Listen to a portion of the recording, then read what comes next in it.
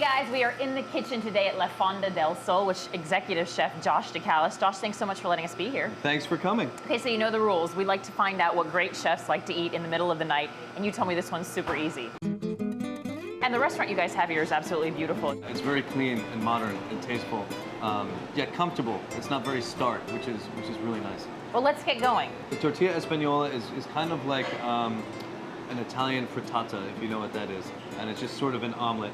We basically infuse the tortilla with anything that's of the season, and right now it's autumn, so we're using some of the Indian summer vegetables that are at the green market right now. So once we have all this stuff ready, I just throw it all on a plate, and we can move over to the stove. Okay, so you have this stove on medium-high, medium? Medium-high is probably what you're looking for. You can use olive oil or butter, whatever you need. And then we're gonna start by just sauteing our vegetables. You start with the hardest things first, right? You slide your potatoes in there. Leeks are great because it's just obviously less aggressive than an onion. Okay, just pour it all in. Pour it all in. No technique in this. No, just like, actually the quicker the better. Okay. So what you wanna do is you wanna like work it away from the side of the pan. You wanna work it away from the bottom. And you see how we're getting like these folds of cooked egg?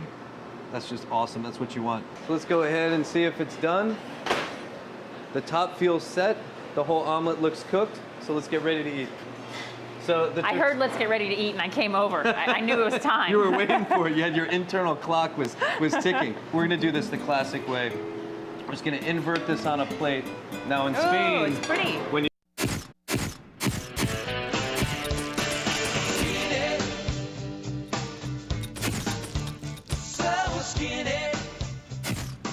And welcome back, everybody. Well, when you think of Sean Penn, what do you think about? Manly man. Manly man, except rough. for milk. yeah, different movie. But yeah, like he was kind of rough guy, always like knocking over paparazzi. Well, these days Sean is sporting a new look. These are photos from yesterday out in Dublin, Ireland, where he's filming a new movie called This Must Be the Place. He's playing in this movie a retired rock star who's searching for the ex-Nazi who killed his father in a concentration camp. Kind of a serious plot there, but obviously you look for Sean, the teased down hair, the white makeup, the earrings. So interesting new look for Mr. Penn. It's not how folks are used to seeing the 50-year-old actor in that kind of like rock star or drag kind of outfit.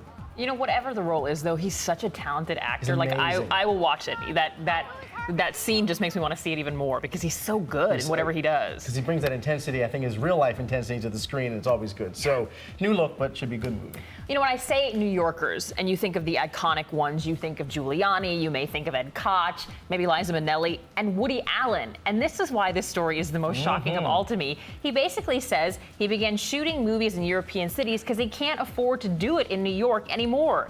He went on to say, you know, a lot of the American cinema that he's done, in other words, the movies that he's shot here, those have been made for money and lacked creative spirit. He says in comparison, the European films he felt like were much more artistic. Ouch. He went on to say he finds Manhattan poses fewer limitations than European cities. He said all of this while he was in Spain promoting his latest film, the romantic comedy You Will Meet a Tall, Dark Stranger. So it's funny to hear him say something like that. But, you know, in his defense, he said that a lot of the stuff he shot in Spain, movies like Vicky Cristina Barcelona, right. He said a lot of those actors were not doing it for money. They were people who really wanted to be a part of a project they believed in. So I think maybe perhaps that swayed him into which city he likes shooting movies in more. But a lot of people are, of course, saying, Woody, you don't want to shoot in New York, you of all people? Because he really is one of those iconic New Yorkers, like you said. I wonder how that will go over here in the actor film circles in the Big Apple here.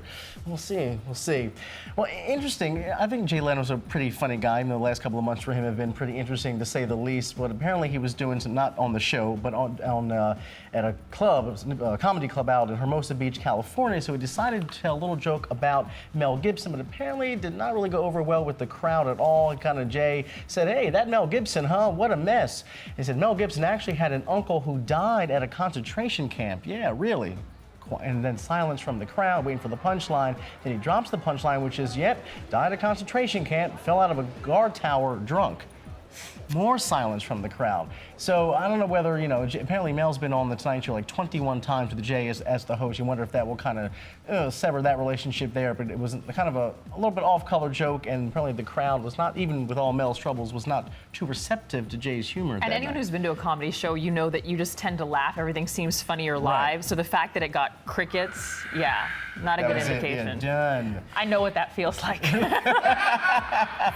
Not with Willis here. Last Come but not on. least, Danielle Staub, that chick from The Real Housewives of New Jersey. She has a new single, and she was on WPIX, which is a news station here in New York, on Tuesday, talking about it, and it's pretty funny. So we'll go to break and let you watch this shenanigans.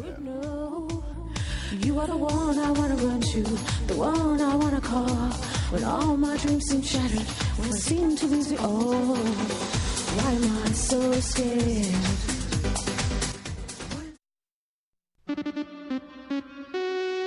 World News Now delivers your morning papers. All right, it's time for your morning papers, and this is a really good one. This guy's in a bathroom. He's on his cell phone, and what you don't want to happen happens. course. The cell phone gets into the toilet. The guy, by the time rescuers showed up, and of course they had to get another cell phone. They couldn't call from the one that was lodged in the toilet. Rescuers came. They find the guy up to his shoulder in the toilet. You have to think he was trying to wiggle himself out and just got more and more stuck in there. That you can see they broke the porcelain bowl with crowbars. They hammered the pipes. The whole time they had to be really careful because they couldn't injure the guy. His arm did make it out safely, but as if the whole situation wasn't embarrassing enough, it was broadcast on national TV. Oh, well, I didn't even know they had world records for this kind of stuff, but apparently there's a world record out there for mattress toppling. Here, listen to the video here. This is what these folks did.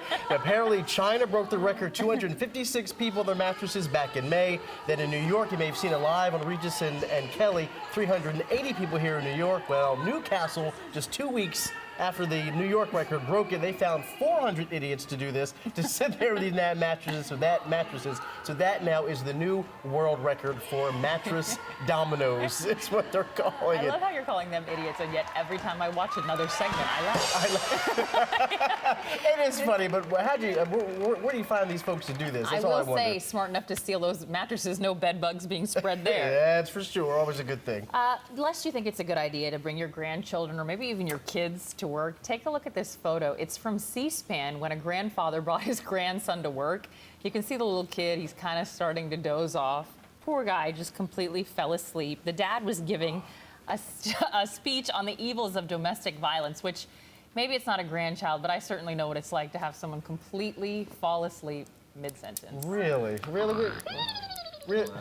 I wish I could blame the hours, but I know it's more or less how boring you and I are. Are we boring you, Jim? He's still doing his job and counting us out, though. Do you hear him? He's 5, got us. 4. More after this.